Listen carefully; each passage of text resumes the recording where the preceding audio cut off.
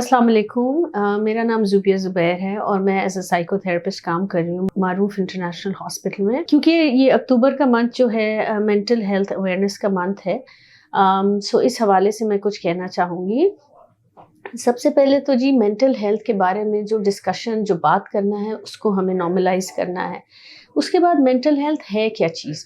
देखिए हम रोज़मर्रा की ज़िंदगी में the way you think, the way you feel, the way you behave, अगर ये तीनों चीज़ें आपकी इफ़ेक्ट हो रही हैं किसी भी सूरत, गुस्सा ज़्यादा आ रहा है, नींद नहीं आ रही, आपकी खाना पीना जो है डाइट इफ़ेक्ट हो गई, इट मीन्स कि कोई ना कोई इशू चल रहा है, आपका फोकस ख़राब हो गया है, इट मीन्स कोई ना कोई इशू चल रहा है आपके एंड पे। तो काइंडली इसको थोड़ा सा सीरियसली लीजिए और it's okay not to be okay.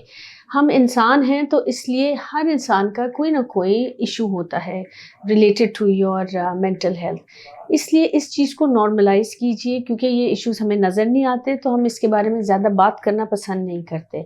और दूसरा, प्लीज़ आस्क फॉर हेल्प, इसको भी नॉर्मलाइज कीजिए। Asking for help is a very normal thing and there is help available. So please I request you all कि इस हवाले से थोड़ा सा इस पर गौर कीजिए और अपनी मेंटल हेल्थ को अच्छा कीजिए।